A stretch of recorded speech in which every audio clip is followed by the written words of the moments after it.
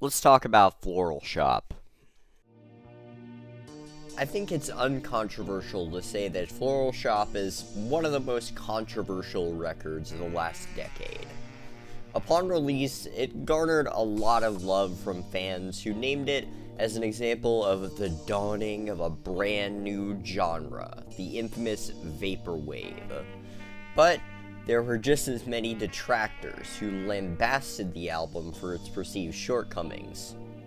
But that was a decade ago, so in honor of the 10-year anniversary of Floral Shoppe's release, we're gonna see how it holds up.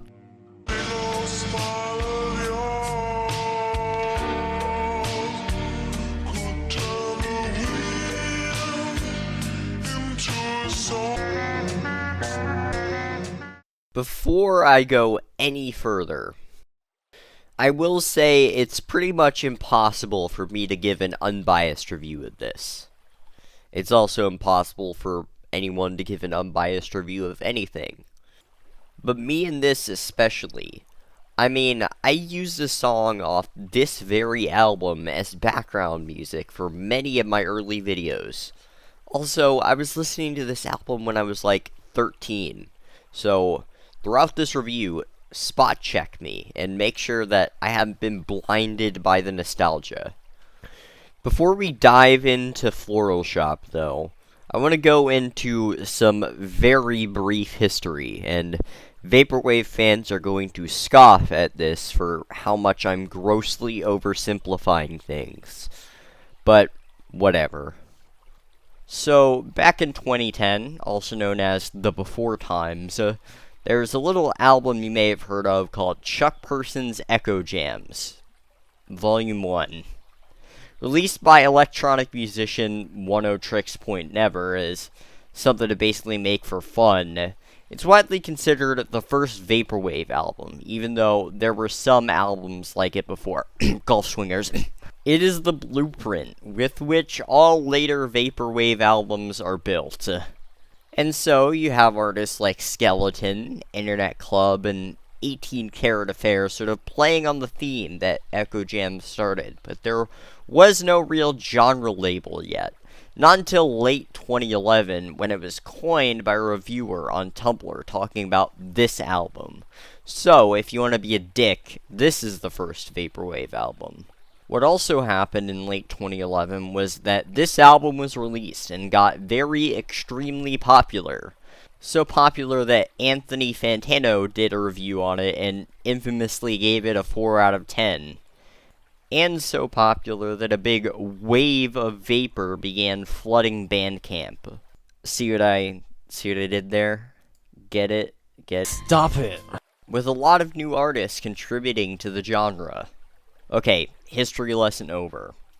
So, Floral Shoppe. Let's examine this record, track by track. So, first things first, there are a lot of different releases of this album. So, what I'm going to be doing is I'm going to be going through the track list of the original version and then jumping to the bonus tracks that were added later. So, when you boot up the album, you're greeted with the first track, Boot. And, oh god, what is that ringing noise? Was what I thought when I listened to this track as a kid. It's not that bad for me now. But I feel like the sample manipulation on this is very jarring for an album opener. I love the layering on this track, and I love the main loop throughout the song, which to me feels like breathing in and out. For track 2, we have the iconic Lisa Frank 420 Modern Computing. I mean, just listening to this again, the nostalgia hits me hard.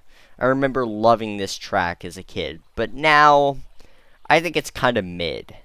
It definitely overstays its welcome a bit, and its value is limited because of that. Though it definitely freaked me out as a kid, I really do like that trippy outro that we get towards the last, minute, 2 minutes of the track. As well as the echo effects and just the way Diana Ross's sampled voice sounds slowed down. And then we have the title track, which is a textbook example of why I love Vaporwave. I mean, Vectroid took like a 5-second intro of a song and turned it into an entire song. But not only that, a song I actually want to listen to. I love this song. Like, the way it loops is really elegant. The ethereal outro, too. This one is definitely a favorite of mine on the record. Library. Meh. This one doesn't really do much for me. I don't really know what else to say on it besides that. Track 5, Geography. This track is the worst one here, honestly. First, there are audible pops in the mix that stick out like sore thumbs for me. And the loops sound like really clunky, like they're just crashing through the song without like a care for how it sounds. And yeah, that makes it a hard skip. Not much else to say there. Track 6, Chill Divin' with Echo. Love this track. I mean, it definitely gives me that Echo the Dolphin water level in the video game vibe. When the instruments start to kick in, it also gives me a bit of like Koji Kondo Mario 64 vibes, which is always a good thing. It's funny that that's the case, though, considering that the sampled track is a new age track from a bunch of German boomers, so I doubt they had heard of Koji Kondo, or that Koji Kondo had heard of them. Anyways, it's a great sample to pick at for the aquatic track title, and a great track, even if the manipulation is a bit lacking here. Track 7, Mathematics. I remember hating this one as a kid, and I don't know why, because this track is great. The opening is like grinding industrial machinery, but that soon gives way to a serene and beautiful track that is like soaring above the clouds. The sample manipulation on this one is the most creative of the bunch, too. It's very obvious that a lot of work went into it. Track 8, Stand By. Track 8, Stand By. This is a nice break before the final track. 2 quick funky loops to get you in the mood before the record ends. Sure, it's a bit lazy, but it's really short and towards the end of a damn fine album. What's strange is that I remember this one being titled Foreign Banks Aviation, but that's a different track that's a bonus track that I'm going to talk about. Except not, because doing research, that's what it's called on the modern day Bandcamp version, but all YouTube versions have the other track titled that, and this one called Stand By, which is what it was in the original.